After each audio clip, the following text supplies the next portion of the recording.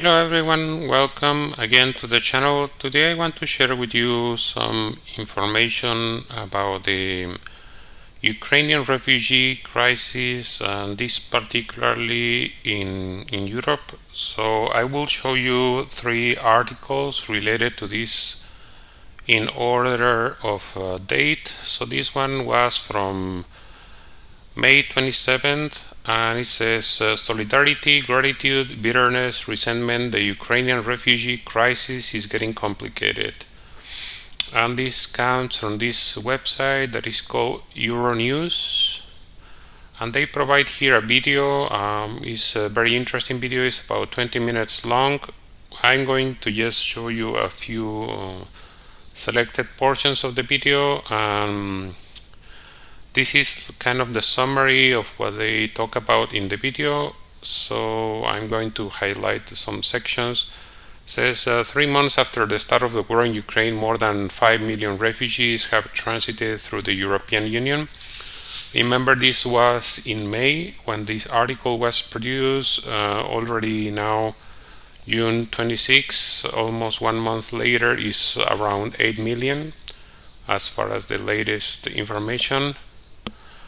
So he was trying to report on the day of the refugees themselves, and was also reporting on the feelings of the hosts, so the people that are helping the Ukrainian refugees. And he also basically wants to make some kind of contrast with refugees from other continents and what was the reaction of the population and the refugees themselves. So he chose us some stories about Slovakia and France, and the first one of the stories is about the family. This is near Bratislava. Bratislava is the capital of Slovakia, and they are just showing the story of the Karliuka family, and they were helped to settle in Slovakia. They were coming originally from Kharkov, and they gave them a house at no cost to them, internet, energy included, very nice house. You will see some of that. The mom, they helped her find a job as a teacher. The dad found a job as factory worker, and the children attend school.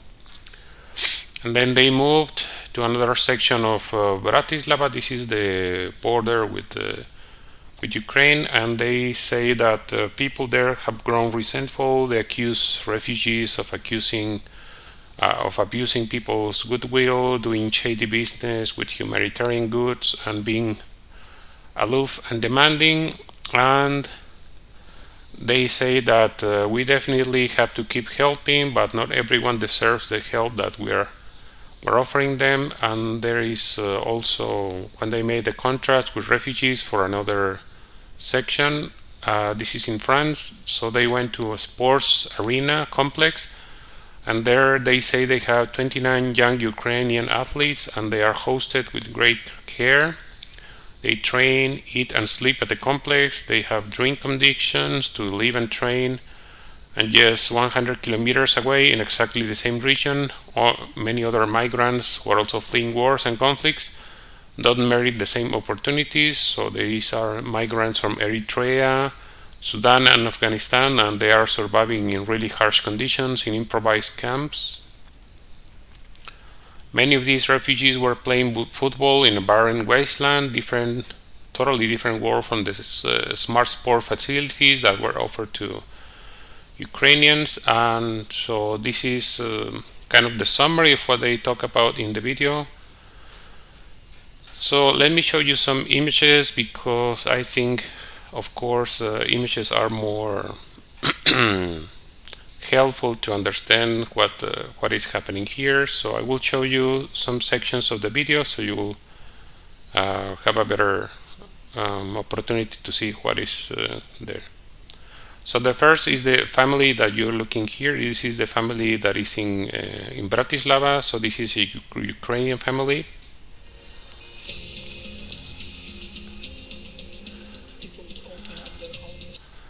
And let's take a look here in the first part. let's go to the house with the family. Órákra, és azt vettük észre, hogy jól érzik magukat. La familia Carliuca recibió gratis una casa, internet y energía incluidas.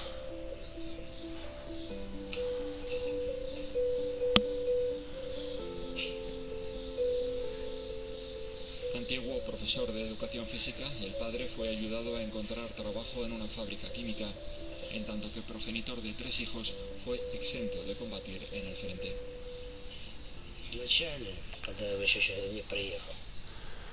So as you can see, they were offered a house in Bratislava, very big house, beautiful, as you can see. So this is are really good conditions for this family. They were hosted. The mother was giving a job as a teacher. Father was working now as a factory worker, and they are basically helping the children also to go to schools and to have, I think, a normal life. I don't know what kind of life they were having back home in Ukraine, but this is like really nice conditions where they were living. So now we're going to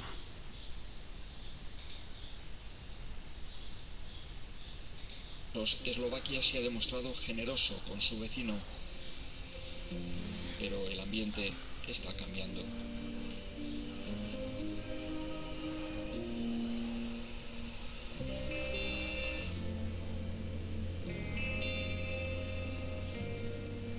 A 550 kilómetros al este, pronto descubro que las cosas son, de hecho, bastante diferentes.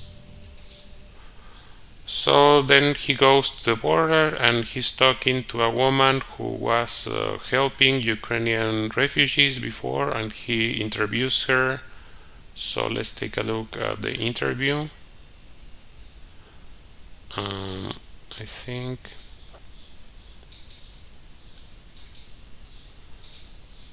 intenta regresar hacia Ucrania, un constante ballet que comienza a levantar ciertas dudas y también resquemores entre la población local.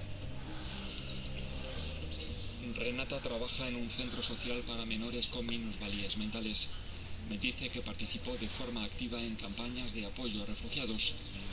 Ya no. Ste im ponúkli napríklad dejku, že chcela sa prikryť, lebo je bolo chladno, ste ju dali, ona povedala, ako s tým sa mám prikryť, čo to je, dajte mi niečo lepšie, luxusnejšie. Proste chceli luxus, alebo plienky, keď potrebovali pre diecko, tak ona také plienky svojmu diecku nedá, ona potrebuje luxusné plienky, ona potrebuje niečo viacej, lepšie, kvalitnejšie. Takže asi to takýmto spôsobom aj medzi jedlom si vyberali takisto.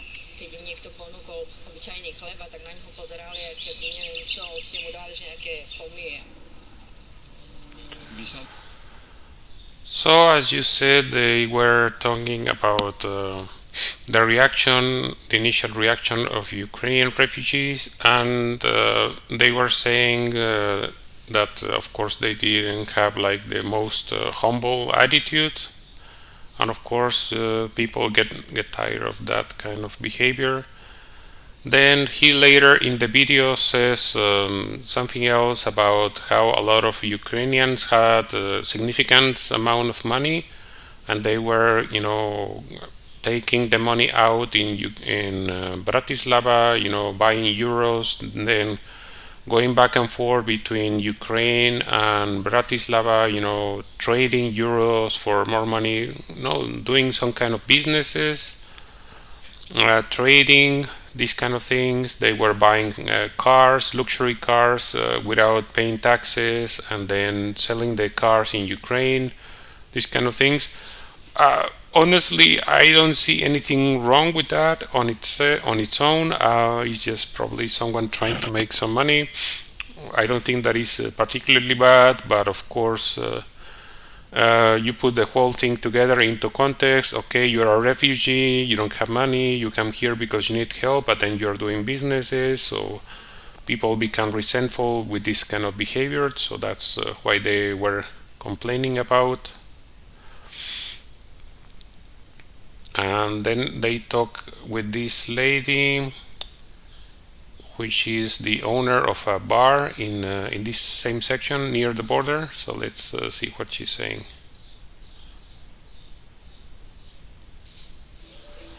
Chce zneužívať, začali tu teda tráviť veľa času, či využívať toaletu, alebo len tak chceli v reštaurácii, motali sa, chodili, proste všetko chceli zadarmo a už to bolo také fakt nepríjemné. Úplne už len tu prichádzajú kvôli tomu, že čo všetko tu dostanú od tej našej vlády. Možno trošku tvrdý výraz, ale fakt akože averzia tu úplná, čo sa týka Ukrajincov. Aj keď sa snažíme, si myslím nielen ja, ale väčšina ľudí akože nehádzajú ich fakt do jedného vreca, ale separovať ich. Nevždy to ide, ale treba to určite robiť, pretože nie všetci si zaslúžia tú pomoc, ktorá je z našej strany akože ponúkaná. So, like you say, there were some people that were abusing, so because this became commonplace, then they started to resent the Ukrainians, or they are no longer welcome, they are not willing to help them.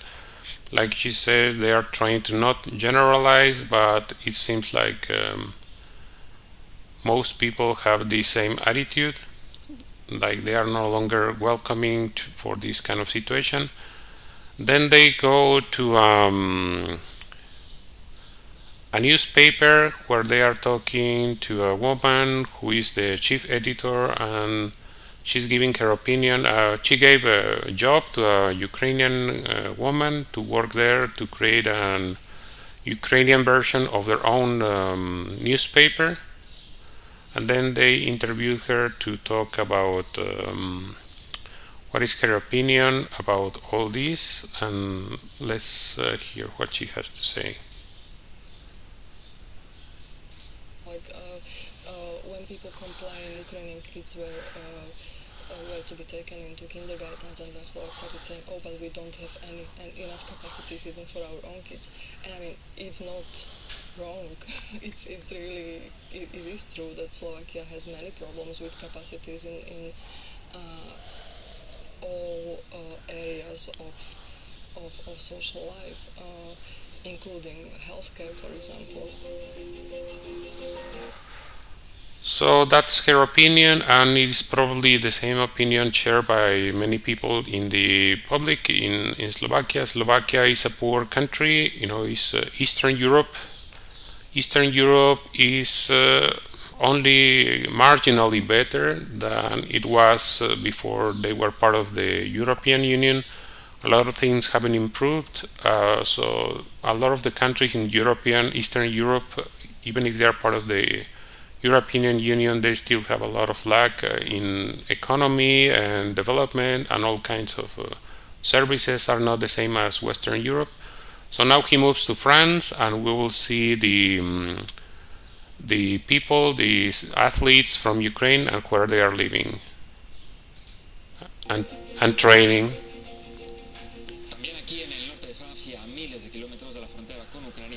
Cristalizan algunas de estas complejidades. El país ha acogido a unos 80.000 refugiados, algunos de ellos albergados en sitios de lo más inesperados, como este pabellón deportivo cubierto.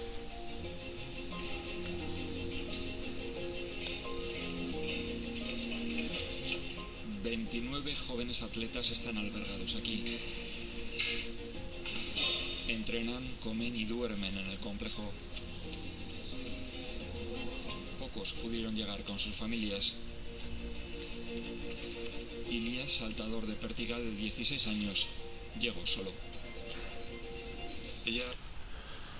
So as you see, it's a very nice place, so they are able to train there in optimal conditions for athletes, and they have a nice place to stay, probably maybe much better conditions that they were having at home. So this is the situation that he's trying to contrast, because especially in this region of France, later he's going to show us how people live in refugee camps, and these are people who are not, who are of course not from Ukraine. So we will see what is the difference.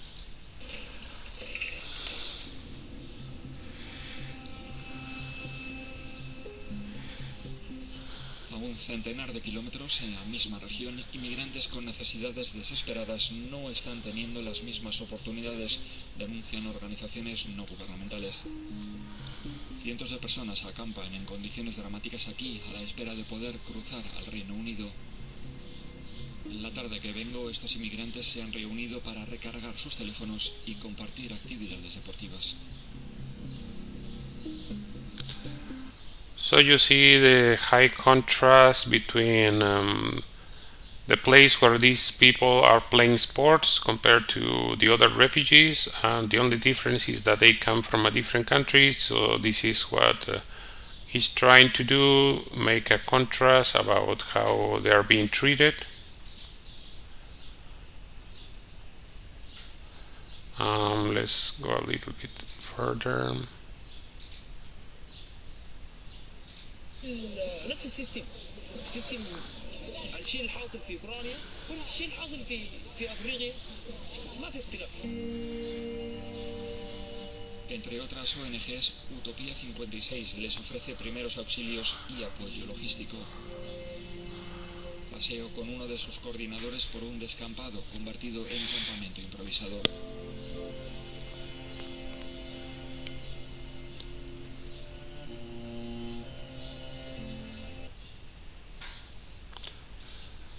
So that is where they are living. As you can see, there is a big difference between people living in tents in the middle of the forest without even basic services. Compare this to the family, Ukrainian family, who was giving a full house with all services included, completely cost-free for them.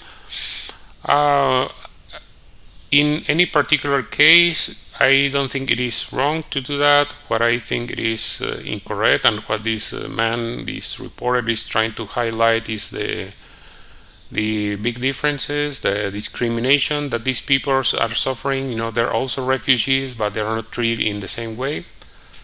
So this is basically what he's trying to do. And then he talks a bit more with this man who is the person in charge of this camp.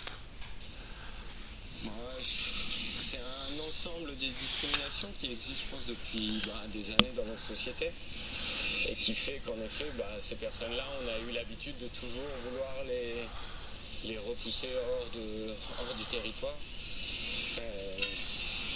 À côté de ça, le fait peut-être qu'il y a évidemment la pauvreté qui vient jouer.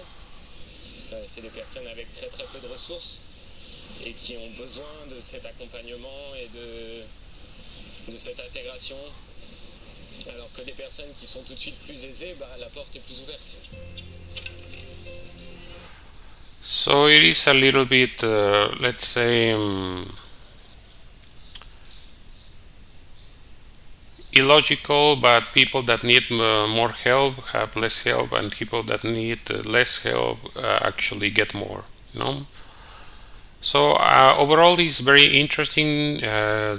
It's kind of a mini documentary about the situation, and you should watch it. It's very, very important to watch so you can understand what is the situation. And then we're going to watch the next news. This comes from Austria.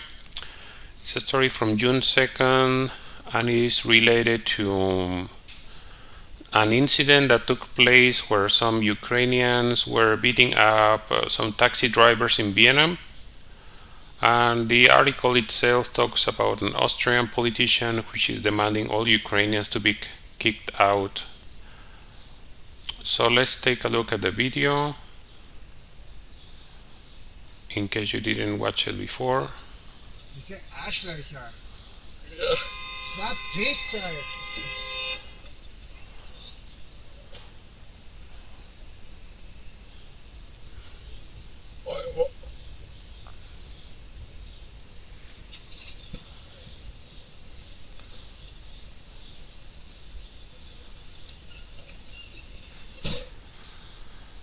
So as you saw, this was a kind of a fight between the taxi drivers and this man. The men were driving luxury vehicles, so even if they are Ukrainian refugees, they are probably not not the kind of refugees that don't have money. They have luxury vehicles to go around, and they were fighting with the taxi drivers because they were parking in the specially designated place for taxis. So that's when the confrontation started. The article itself just tells some more details about what happened. They narrate some of the things that happened in the country after that. They say some things about the video itself, what is happening there. And so even if this is not representative of all Ukrainian refugees, it is easy to create stereotypes. When some Ukrainian refugees start doing this, then everyone starts to say, okay, all Ukrainians are like this.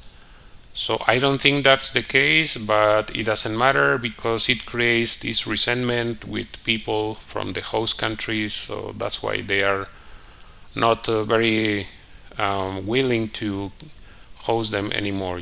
So this is a very sad development, and a lot of people will probably regret this, and this will be negative for all Ukrainians, not just for the guys that were involved here, which probably will be prosecuted in a criminal court. And the latest one is from June 25. They say in Belgium they are complaining about the drunkenness, rudeness of Ukrainian refugees. This is again another country,